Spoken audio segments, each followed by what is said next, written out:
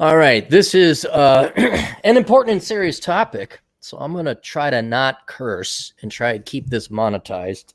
And I have no doubt I will succeed in keeping this a PG affair. But you know, the YouTube censors, they're going to come in. I'm going to have to, please submit for review. Oh, you're trying to help out people. Okay. We were going to monetize it anyway and not tell you and keep the money because we're YouTube. But so we have a request. Welcome to A-Hole Consulting. Links are all down below. A young man writes that he wants to remain anonymous. I understand why. Hello, A-Hole. Returning customer here. I appreciate all of your help in the past. So I would like to start a small business where I could provide financial advisor services for my fellow Black people who are currently horrible at saving and investing independent of income. I feel like there is a good market for it since only 1% of certified financial planners are Black. I'm a resident in pathology now, MD, real doctor, not a doctorate in the social sciences. Those aren't real sciences, and you guys aren't real doctors. I plan to graduate next year and would like to set this as a side hustle. My current plan is to infiltrate churches and get people to sign up for my investment product, which will just be the mutual funds through Vanguard, where I charge 10% up front with an annual fee of 1% or less. I think that's a brilliant business model. And it's the same thing like our buddy Chad Elkins. He's been trying to get his webcam girls clients to set up IRAs. And it's the same thing with, you know, let's say you took MC Hammer or one of these NBA stars, any professional athlete who squanders millions. If you charge 40% upfront and just squirreled that money away, not the 40%, but told them to pay, you'd still be doing them a favor. So I think 10%, that's a large chunk. But for people who aren't going to save anyway, yeah, absolutely. I think that's a great idea. And then just, you know, throw it in the index fund or whatever.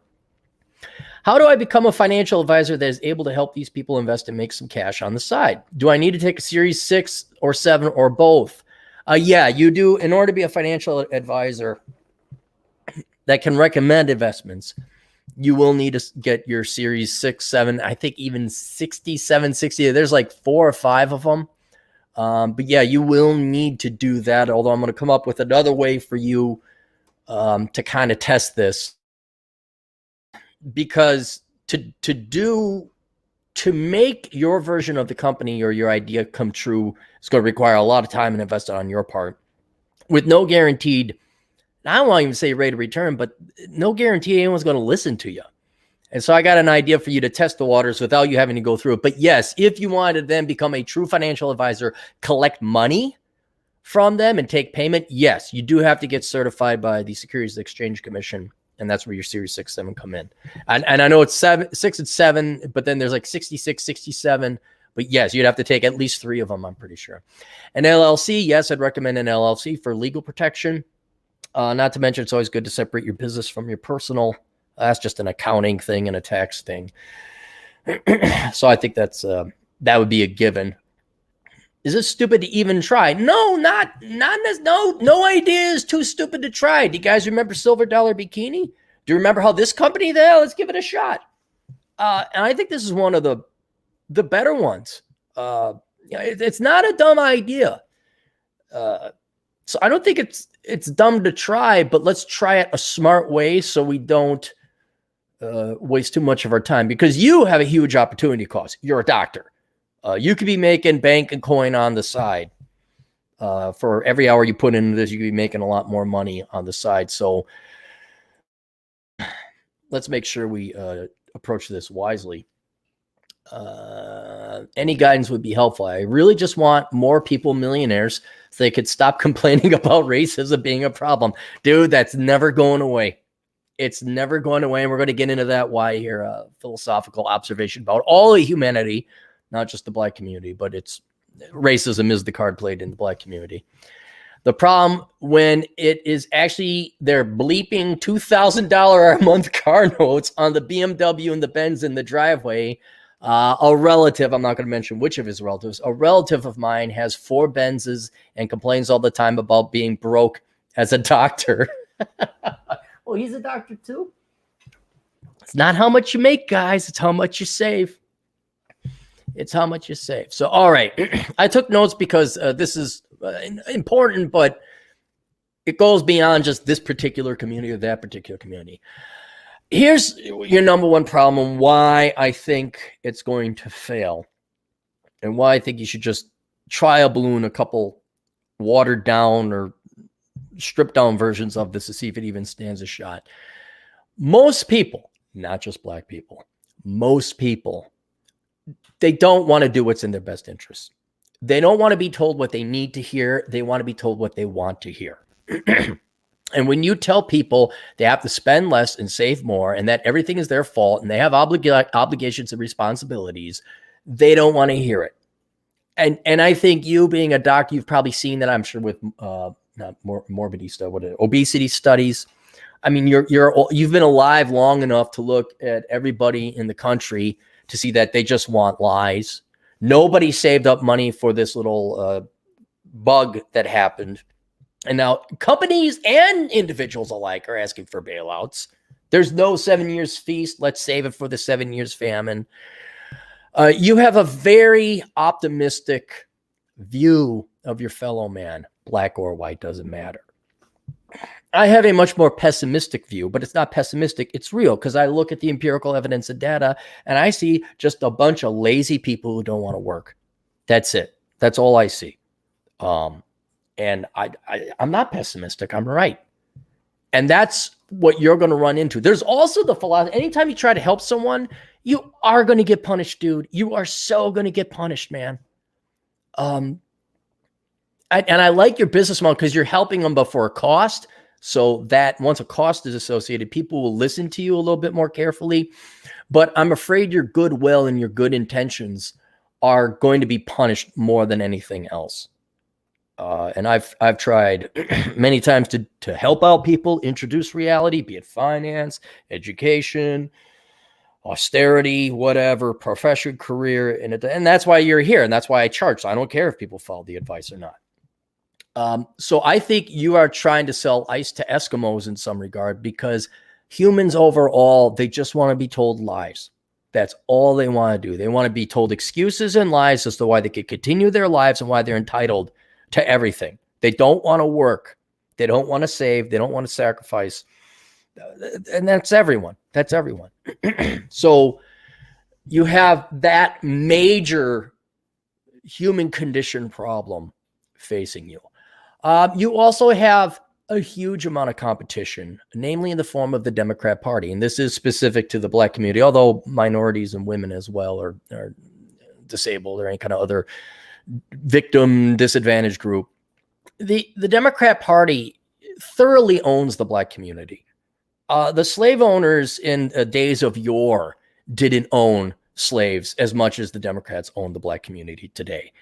And you're competent. You look what you're trying to sell them. Like, hey, you should spend less and save more, and then you have an early retirement possibility and a moderately balanced 401k, or Ocasio-Cortez, or Nancy Pelosi, or Charlie Schumer, or any one of the Democrats saying free stuff. Free stuff. That's hard to beat. That's really hard to beat. And especially when you consider half the population within any group is female, but especially in the black community, the women, especially the single moms contingent, you're not going to sell this to black females. It's just not going to happen. You're going to have to target black males, because I think they're the only ones out there that are receptive to like a plan B. But the Democrat Party owns predominantly the black community in total, but certainly has a death grip on black females. Every once in a while, you'll find a gal like Erica Shanta Williams. Erica's Classy Climb, if any of you want to look at her. She's entrepreneur. She's got a hustle. We got Hadria, I call her the Black Calamity Jane, because she's out in Wyoming. She's a black girl out in Wyoming who loves her guns, and she got her own hustle. There's certainly exceptions to every rule. But you viewing it as a market to go into, you are going into you are offering responsibility where the Democrat Party offers forgiveness, responsibility. You're offering responsibility. They're offering free stuff. They're offering forgiveness. They're offering excuses. And they're also offering entitlement. And just the the steel grip they have on black women, you're not going to touch. So half your potential market is wiped out. I would only target black males if you're going to do this. Okay. So I doubt you're going to have that. And then another thing I'm afraid of, you're a doctor. And what I'm afraid of is, and you ran into this, the Uncle Tom and the Oreo, they're going to get jealous. They go, oh, look at you, rich man. Oh, you're the what do they call it? The house slave or whatever. Oh, you threw in with Whitey or whatever. They're just going to get jealous if you come in there, you're a doctor, and now you're offering financial advice. I like your idea of going to the churches because that's a little bit, people are taking things more philosophically seriously if there's religion, I guess, in their life. So you might have more of a receptive crowd. But man, the fact you're a doctor, that really concerns me. That would be, I know it's sad, but they're going to, why am I going to listen to this guy? I don't know, because he's got the money. And then you come in lording your superior knowledge. Hey, did you know there's this thing called an IRA? And with index mutual fund investing, you can get da. And I have a feeling you're just, again, it's not going to be receptive. So if you did do it, I'd kind of play it on the down low. You're a doctor, and maybe only help out some family and friends at first, and even that, be prepared to be let down. I mean, you gotta. Oh, what was it? Speaking of religion, the Lord will speak to them when they're ready to listen, or something like that. Horse to water, drink, that kind of thing. I would not roll this out at all. I'd be doing your doctor thing, and then you set up something on the side where if there's someone like, oh yeah, you interested in 401ks? Yeah, let me set you up with my buddy, and just use those as trial balloons. But I would not be walking in, hey, look at my big black swinging, you know what? Because I can't say it. My big black swinging Richard. I hope you get on the IRA gravy train. It's not. You got an uphill battle. And I admire what you're trying to do, but you got a huge uphill battle, of which there's a huge potential backlash. So if you're going to do it, let's at first do it on the down low and really test it before you start giving speeches in churches or community centers or something like that. Because I'm afraid there will be a backlash. And so I'm trying to balance that, walk that tightrope there for you. So all that being said, I truthfully don't think it's going to succeed. I don't. Too much competition.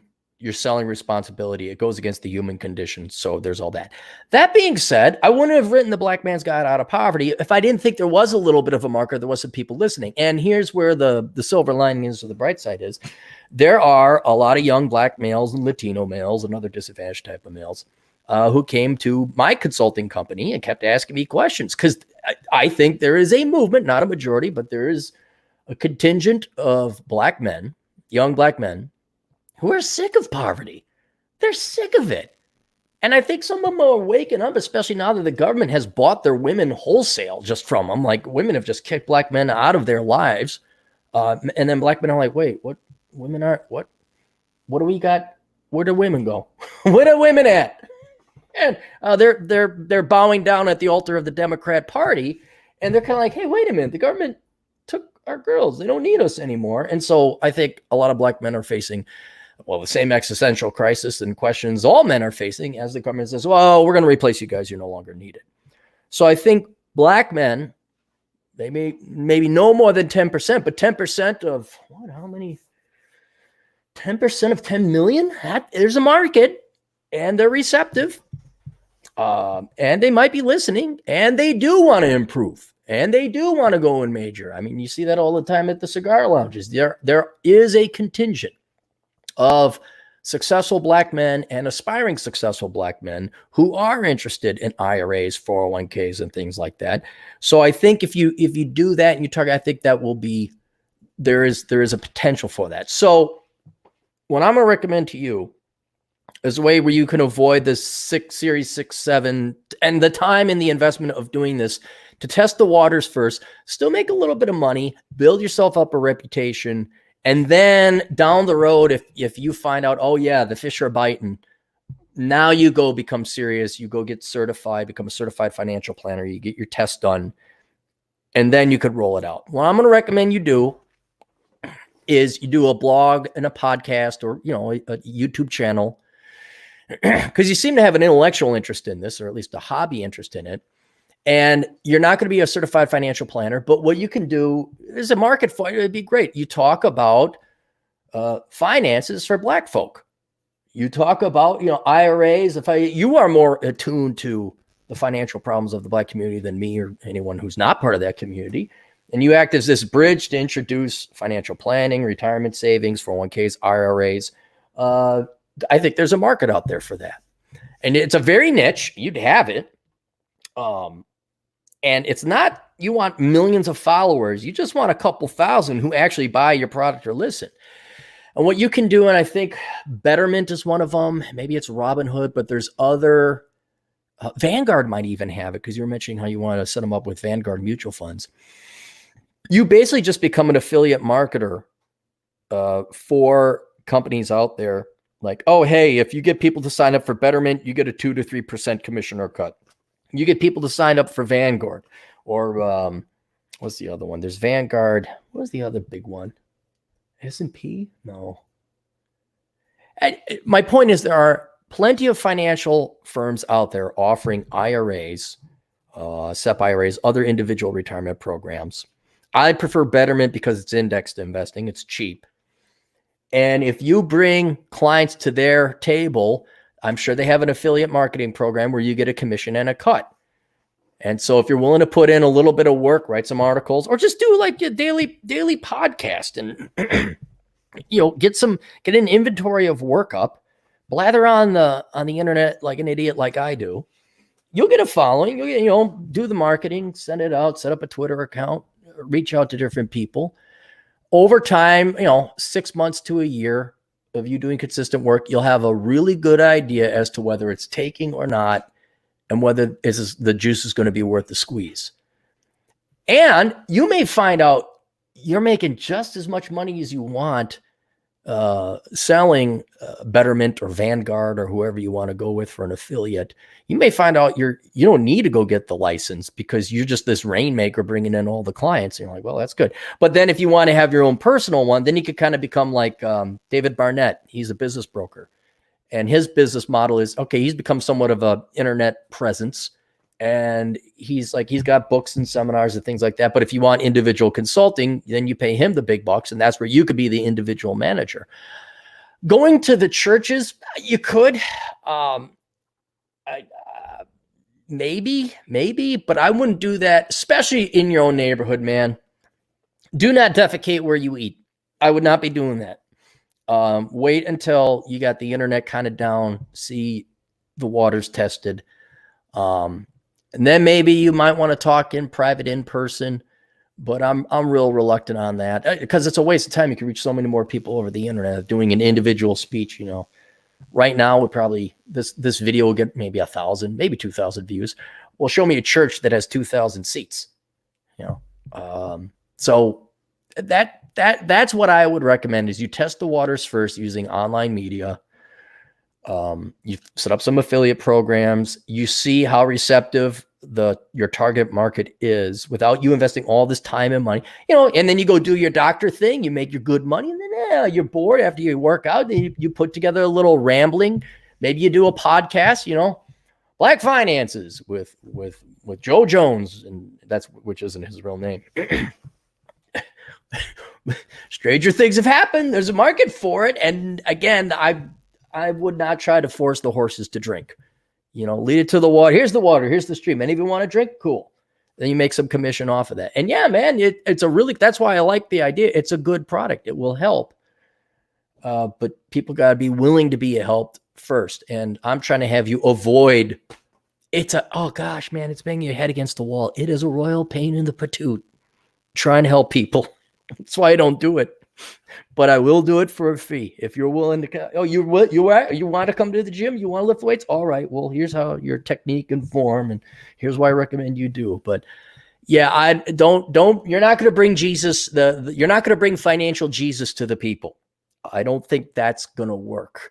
You got to have those who are looking for financial Jesus. Yeah, there's your website, Financial Jesus. There, I just gave you a brilliant business idea, and everybody else who was listening. So, anyway, that's it. Do we have? Oh my goodness! Look at all the super chat money. That has nothing to do with the show. I love it. I'm making money on consulting. Juan, most financial advisors I met are broke. Yes, that is true. That is true. That was in banking too. Most of the bankers I worked with were borrowing money to lease their vehicles. Joe Jones for $2. Time for creator to introduce YouTube's competitor. Who's creator? Trav. Whoa, $20. Thanks, Trav. Thanks, Cap. Read the books, followed advice, and did the work. Got a security gig. Yeah. Security is security, man. Everybody. Oh, and Trav, I'm going to tell you right now, you get prepared for all the dopes, all the sheep out there. Oh, they're going to look down on you. Oh, you're a security guard. Oh, you work security. I still work security. People give me, oh, look at this guy. He's a security guard. Oh, he's a loser. It's like, I get to sit here and read books, write books, make money. Now with the internet, you could go to school and get paid for it. That's our answer for guys to the webcam girl thing. Like, okay, you can go online and flash some cleavage. We get to sit in this desk at, the dog shift, the night shift. No one bothers us, and we get paid to study. Got a security gig playing a toy cop in an empty building. Took Seth's course. Yeah, there you go. Landing a remote gig and learned to code. With that being said, go F yourself. Thanks, Trav. That's it. Hey, Trav, you know what I should do? Hang on. Not everyone's listening. I'm gonna do this on the main podcast.